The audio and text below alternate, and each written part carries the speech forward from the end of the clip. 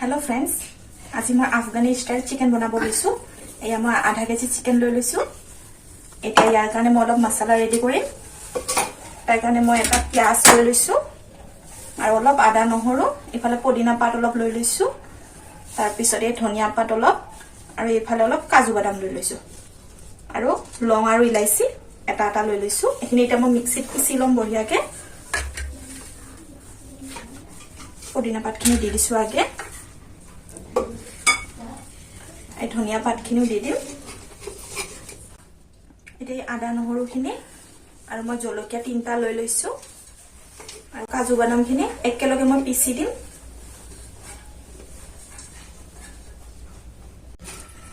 এতিয়া মই অলপ পানী দি দিম।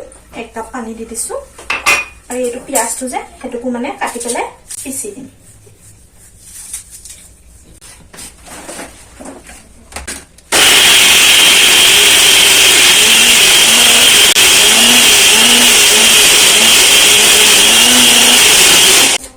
পেষ্টখিনি লগতে দৈ 1 কাপ লৈ লৈছো, একদম ফ্ৰেছ দৈ। দৈখিনিও দি দিম ইয়াতে এতিয়া। এইখিনি মানে অলপ মিক্সিত পিচি লম একেলগে।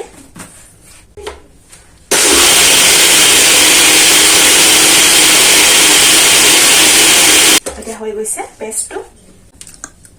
এতিয়া মই এইখিনিতে অলপকে এইটো মিক্স পেষ্টটো মই দি দিছো, যিখিনি পিচি ৰাখিছিলো আদা নহৰু আৰু নিমখ অলপ দি দিম। আৰু এইখিনিতে ভালকে মিক্স কৰি লম চিকেনখিনিৰ লগত। এতিয়া মই 10 মিনিটৰ কাৰণে এইখিনি ঢাকি কিনে থৈ দিম। এটা 10 মিনিট হৈ গৈছে। মই গেছটো এখন তাৱা লৈ লৈছো আৰু এই মাংসখিনি এতিয়া মই অলপমান ভাজি লম।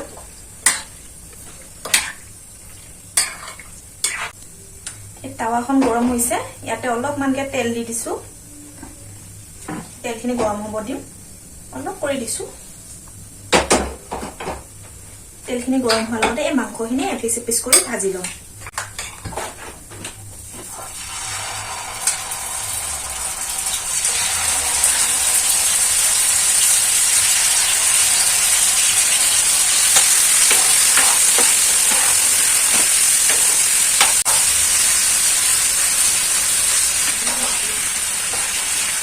এতিয়া মাংসখিনি 10 মিনিটৰ কাৰণে এনেকৈ ল' ফ্লেমত ভাজি ল'ম।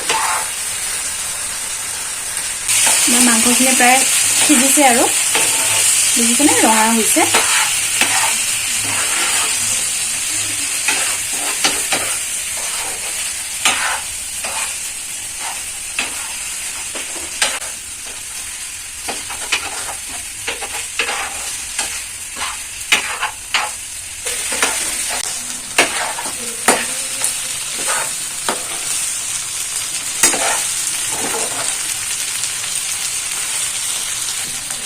ভাজি আছো নহয় ফ্ৰেণ্ডছ, এনেকুৱা ধুনীয়া এটা গোন্ধ আহিছে। মানে আপোনালোকে যদি গোন্ধ পালে হয় ন, খাব মন যাব। ইমান ধুনীয়া গোন্ধাইছে। ভাজি আছো যে এনেকুৱা আফগানী ষ্টাইলত এবাৰ বনাই চাবচোন, একেবাৰে সহজ। এইখিনি ভাজি লৈ আমাৰ হৈ গৈছে, কমাই ৰাখি দিম। এতিয়া মই কেৰাহী এটা লৈ লৈছো, ইয়াতে এতিয়া মই তেল দিম।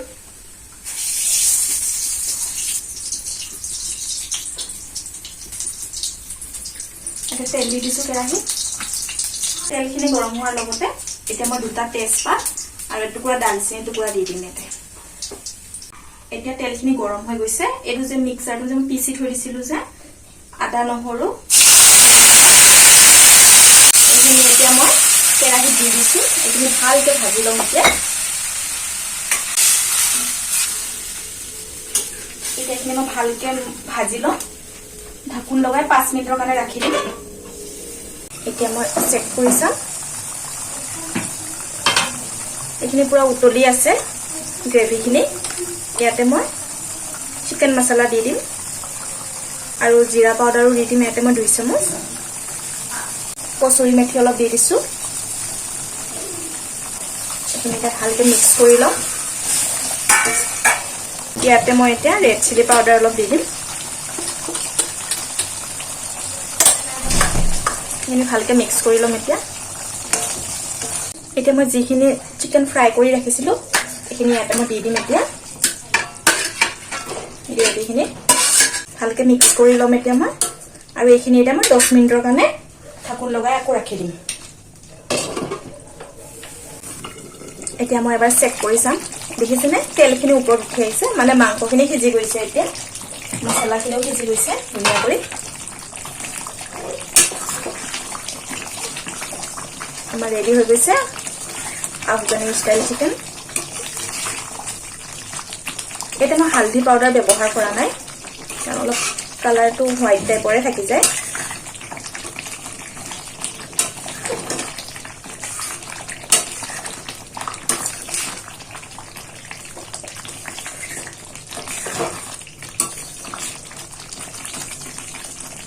আপুনি নিজৰ ইচ্ছামতে ৰাখিব গ্ৰেভিটো কেনেকৈ ৰাখে গ্ৰেভি অলপ বেছিকৈ ৰাখিব বিচাৰিলেও পাৰিব মই ইমানেই ৰাখিম হৈ গৈছে মই এতিয়া গেছটো বন্ধ কৰি দিম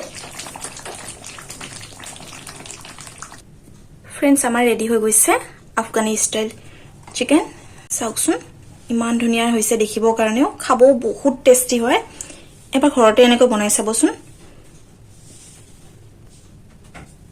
দেখিছেনে ফ্ৰেণ্ডছ কালাৰটো মই হালধি পাউডাৰ একেবাৰে ইউজ কৰা নাই ইমান ধুনীয়া হৈছে এবাৰ ঘৰতে এনেকৈ ট্ৰাই কৰি চাব দে ফ্ৰেণ্ডছ আমি এইখিনি ৰেষ্টুৰেণ্টত খাব গ'লে কিমান পইচা দি খাব লাগে হয়নে ঘৰতে এবাৰ এনেকৈ ট্ৰাই কৰিবচোন বহুত টেষ্টি বনে ফ্ৰেণ্ডছ এবাৰ এনেকৈ বনাই চাবচোন আৰু কেনেকুৱা পাইছে খাই মোক কমেণ্টত জনাব দেই